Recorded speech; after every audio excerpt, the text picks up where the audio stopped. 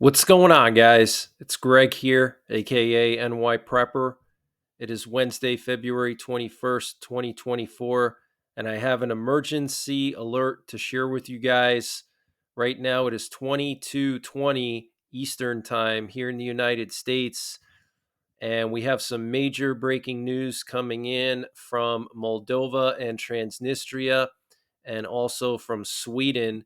So apparently, the parliament in Transnistria is going to be voting to secede from Moldova officially and to ask Russia to adopt Transnistria as a territory of Russia, just like they did in eastern Ukraine, where the Donetsk and Luhansk People's Republic were accepted into Russia.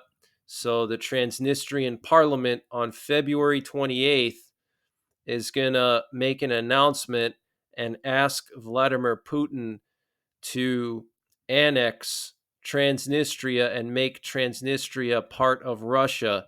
And the reason they're doing it on the 28th is because Putin is going to be giving a massive speech on the 29th in front of the Russian parliament and in front of the entire Russian government. So they're hoping that Putin will annex Transnistria the next day after they ask Russia to annex them when he gives his speech. Okay, so this is very, very concerning. We also have this PDF file that was put out by the government of Sweden telling Swedish citizens what to do if a crisis or war comes. And they have all this information about emergency preparedness. And at first glance, you would think, this is not a big deal. It's just a emergency preparedness document. But what's interesting is they show here on the front page where the title is, they have this drawing of a family with water and canned food and a radio.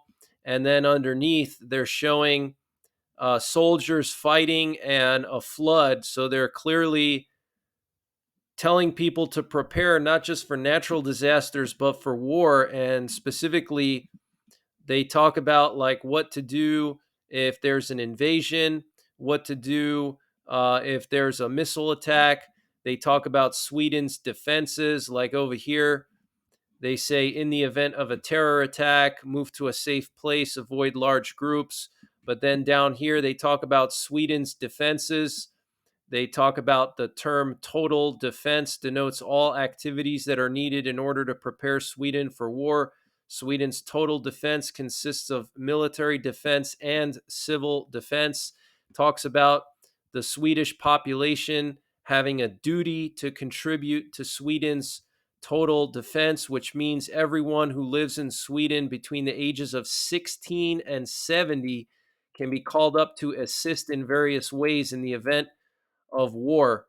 Okay. And they talk about conscription, civil conscription into organizations, various types of things. And then further down, they talk about home preparedness, food, water, shelter, communications. And they talk specifically about if Sweden is attacked, resistance is required. It says here, we must be able to resist various types of attack directed against our country. Okay, heightened state of alert. The government can decide to put the country on a heightened state of alert in order to improve Sweden's chances of defending itself. In a heightened state of alert, peacetime laws apply, but other laws may also be used. For example, the state can requisition private property that is of particular importance to Sweden's total defense. So basically, they're talking about like martial law. Then they talk about warning systems. Okay, outdoor warnings, basically an EAS system, okay, and what to do if you hear it. Then they talk about bomb shelters, okay, shelters and other protective spaces. Shelters can provide protection to the population in the event of war. All shelters and buildings that contain shelters are marked with a sign and it looks like a blue pyramid with some kind of yellowish square around it. You are not assigned to any specific shelter. You use whichever is nearest. Find out the location of the shelters that are nearest to where you live and where you are during the daytime. In the event of an air raid alarm, go immediately to a shelter or in an emergency to another protective space, such as a cellar, tunnel, or metro station. Then they talk about emergency alarms and air raid warnings. The emergency alarm is a way for the government to announce that there is the imminent threat of war or that the country is at war. So this is very, very serious, guys. Okay. Very serious that they suddenly released this. And they talk about the different types of alarms here. It says signal for 30 seconds, then a break of 30 seconds means it's an emergency alarm. So 30 seconds, a signal, and then 15 seconds stop, then 30 seconds again. That's considered an emergency alarm. An air raid warning is a signal with short bursts for 1 minute, and then some kind of all clear signal would be an unbroken signal for 30 seconds, and then that's it. That means that the all clear has been given.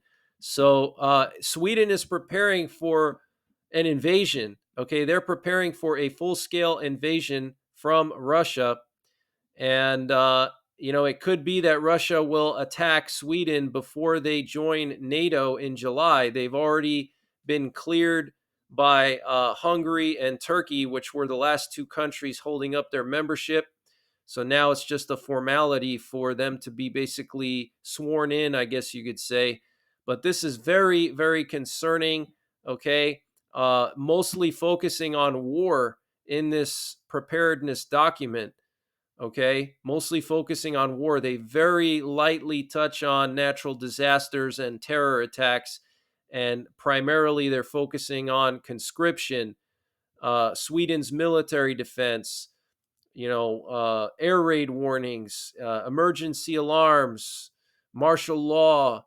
Okay, so this is very serious. I've been warning you guys for the last few months, and actually for the last year or two, that Russia was going to attack NATO, and I think that's coming very, very soon.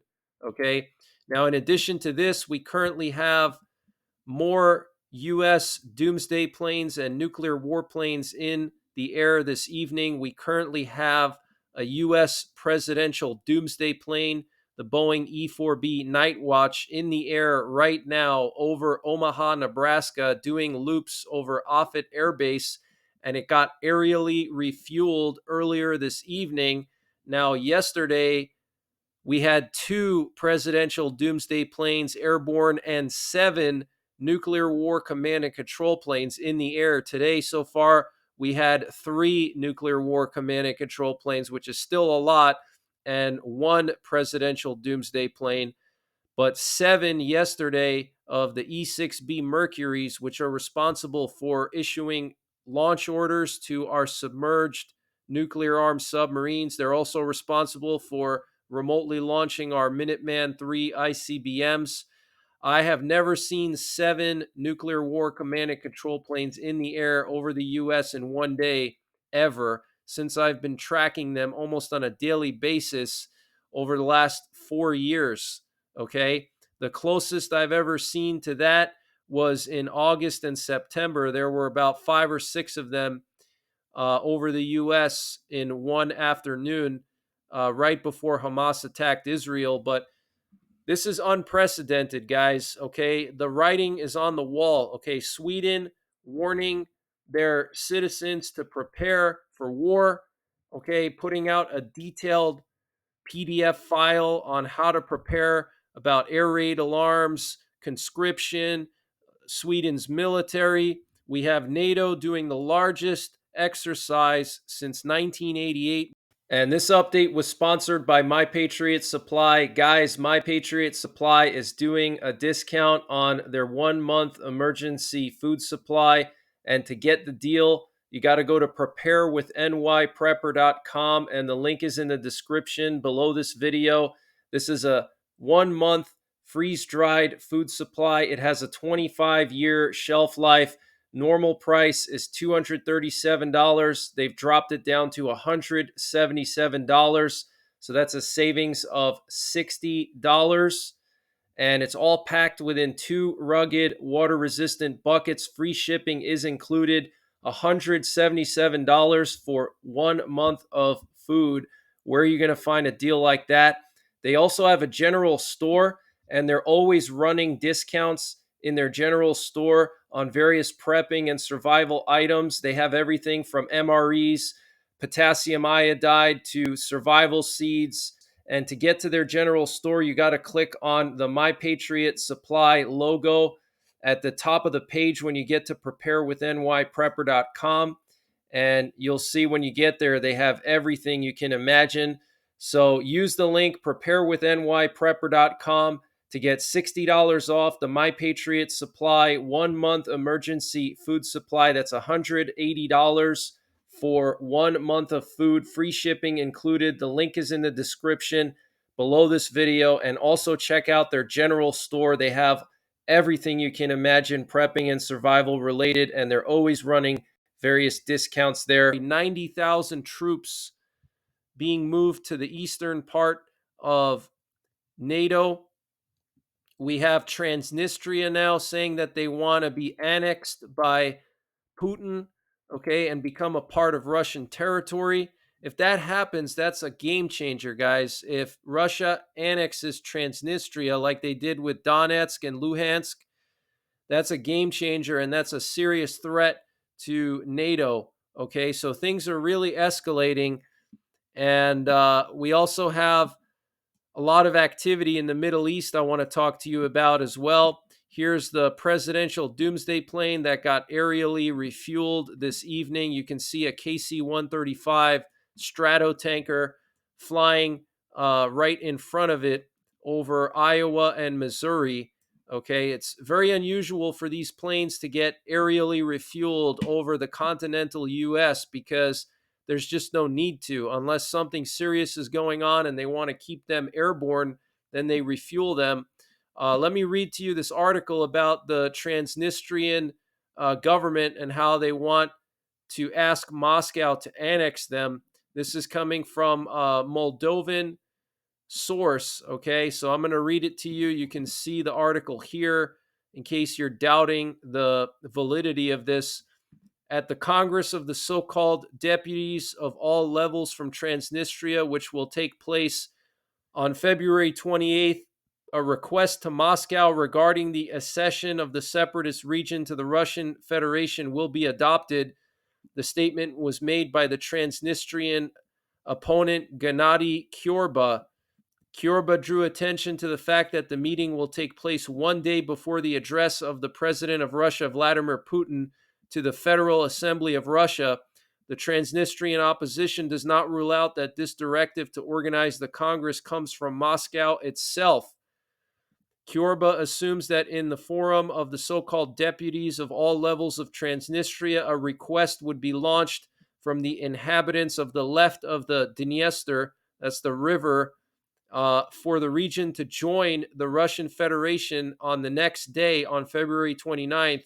Putin will announce this to the Federal Assembly in Russia, which will make the decision to proceed with the request. That's what happened last year.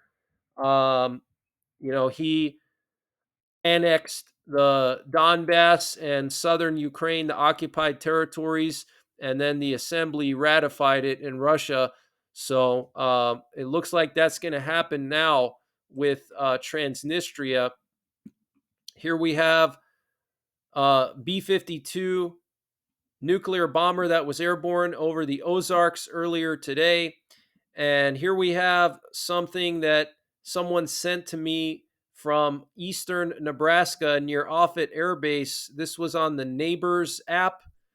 And it says here in Papillion, Nebraska, someone wrote, last night around 11:30-12, me and my boyfriend were woken up to what sounded like a plane, which I've heard many times since moving to Papillion, but this time it got louder and louder, enough to wake up my baby. I was just curious if anyone else up at the hour heard what I heard. It definitely was a plane, but it had to have been really big and really close to the ground. We then thought it was a bomb on its way to the ground. Just curious. Wow. Okay, so a lot of activity at Offutt Air Base, guys. Offutt Air Base is home of U.S. Strategic Command. It's the most important command in the entire U.S. military, and there's these massive planes now flying really low. They could be doomsday planes, they could be nuke sniffers, they could be Cobra balls, they could be stratotankers, bombers. We just don't know. Okay, but this is very unusual, guys. Okay, I have two sources who live right next to Offutt Air Base, and they're telling me that the amount of activity recently is just off the charts. And Russia has deployed 48 Iskander missile launchers along Ukraine's border, according to the deputy head of Ukraine's main intelligence directorate, Major General Vadim Skibitsky. And he said this in an interview with Interfax on February 21st, which is today. Okay, so 48 Iskander missile launchers on Ukraine's border, guys. I think they're going to launch a massive missile attack at the end of this week for the 2-year anniversary of the war in Ukraine. I think they're going to launch all these Iskander missiles at Ukraine this Friday or Saturday or Sunday. So I'm going to be live streaming starting tomorrow night, every single night through Sunday. Okay, I'm going to cover this situation, this 2-year anniversary of the war, because I have a bad feeling something is about to go down. And we currently have a U.S. RQ-4 Global Hawk flying over the Black Sea, providing targeting information to the Ukrainians and keeping an eye on the Russian Black Sea fleet. And we also have this Russian cargo plane that flew from the Caspian Sea to the Eastern Mediterranean. It had its transponder off for most of the journey, so we don't know exactly where it came from or exactly where it landed. Okay, but its last position was just east of Cyprus. So it looks like it was going to Syria potentially, and this is the Antonov 124 and part of the 224th Russian Flight Squadron. And the 224th Flight Squadron in Russia is responsible for moving heavy stuff around, okay, especially military stuff. Okay, that's their main job. And here we have a video that was posted by NATO. They're showing all the equipment that they moved into Poland and the journey that they took as part of this massive exercise called Steadfast Defender. Okay, 90,000 NATO troops going to Eastern Europe. You can see all these trucks and all kinds of equipment heading to Poland, guys. Make no mistake about it, this is not just an exercise. This is a forward deployment by NATO, and it's being disguised as an exercise. Okay, this is a forward deployment. Okay, and I've been reporting over the last few days all these French long range strike fighters that have been flying over the Baltics along the border with Russia. I've never seen that before, guys. I've never seen French Mirage 2000s flying over the Baltics 3 times a day.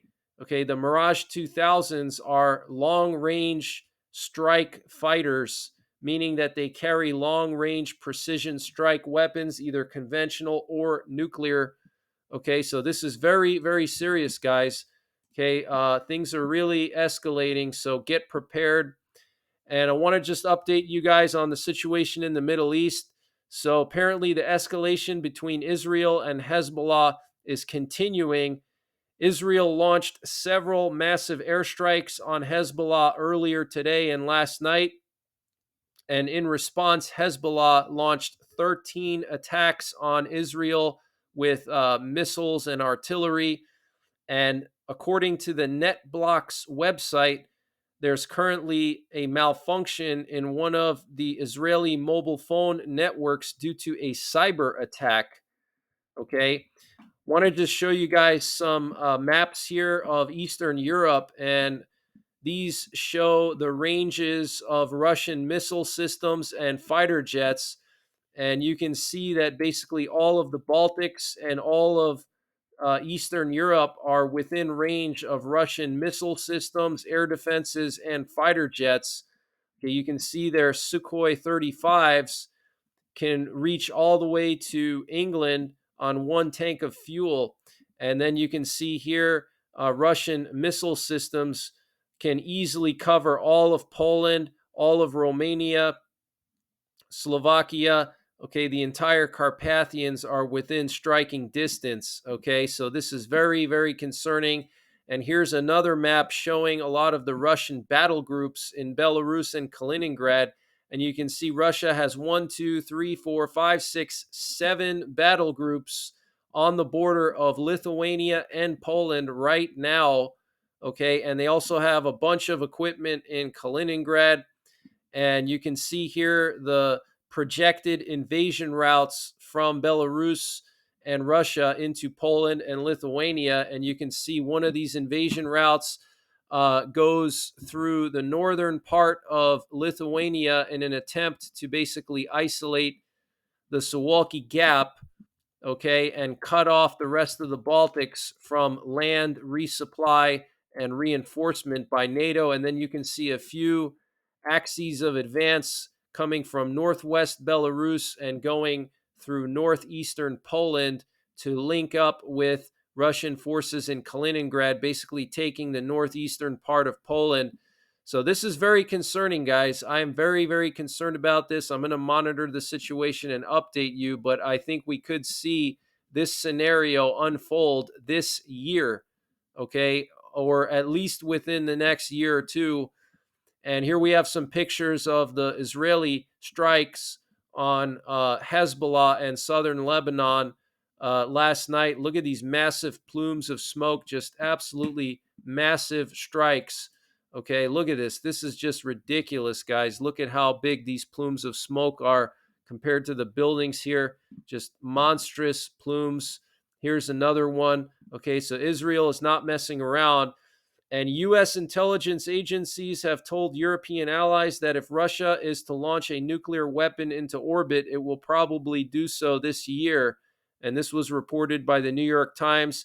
Apparently, Biden is considering an executive order to restrict illegal aliens from seeking asylum at the U.S. Mexico border. This is being reported by CNN. So maybe Biden is trying to meet the Republicans in the middle so they can pass that Ukrainian aid bill. And the U.S. Army is going to be building 355 millimeter artillery shell factory lines in Texas capable of producing 30,000 artillery shell bodies per month. And Russia has issued an arrest warrant for Alexei Navalny's brother. Very, very interesting.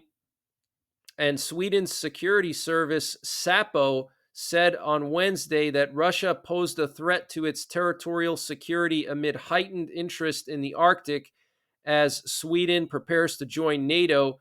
Moscow also increasingly poses a threat of industrial espionage as Sweden was seeing a rise in undercover agents from several countries. SAPO said as it presented its annual threat assessment report. SAPO noted that Russia, along with China, was conducting security-threatening activities in northern Sweden, and Sweden and Finland's NATO membership would extend the alliance's border in the Arctic regions. Russia's interest in northern Sweden primarily concerns Swedish military capabilities, the intelligence service said. SAPO chief Charlotte von Essen told reporters that Sweden's security situation had deteriorated since Moscow's invasion of Ukraine. Russia's full-scale war against Ukraine continues. The situation in the Middle East is serious after Hamas's attacks against Israel on October 7. And in Sweden, we have, during the last year, gone from an elevated to a high terror threat level, she told reporters. SAPO said activities threatening Sweden's security were conducted on a broad front and foreign powers act offensively. It singled out as an example the illicit acquisition of technology which could later be used in Russia's military industry. In January 2023, a former Swedish intelligence officer was handed a life sentence for spying for Russia. And in September, a Russian Swedish national went on trial accused of passing Western technology to Russia's military. Sapo's assessment came just 2 days after Sweden's military intelligence service also pointed to Russia as the primary threat against the Nordic country. Wow. Okay, so Sweden's military intelligence says Russia is the main threat to Sweden, and multiple Swedish nationals getting arrested for spying for Russia. Very serious. Sapo also highlighted the threat of intelligence activities from China and Iran. China was seen as an economic threat, acquiring Swedish innovations, technological know-how, and cutting-edge knowledge from industry and universities. Sapo also recalled that Sweden had in the past year gone from being a legitimate target to a more prioritized target for Islamic extremists. Following a slew of protests involving desecrations of the Quran in the country, the perception of Sweden has ultimately become a question of our security, von Essen said. In October, 2 Swedish football fans were shot dead in Brussels by an Islamist gunman. Wow, guys. Okay, so this is very concerning. I want to just show you guys the radiation situation here in the US and in Europe. You can see right now no major spikes in radiation anywhere. And in Ukraine, also no major spikes, including around Zaporizhia. So that's some good news. But I will be back tomorrow with more breaking news. And I will be going live tomorrow night. So make sure you're subscribed. Hit the bell icon down below so you get notified when I post these updates. And until tomorrow, take care. God bless. And don't forget the 3 Ps: prepare, practice, and persevere.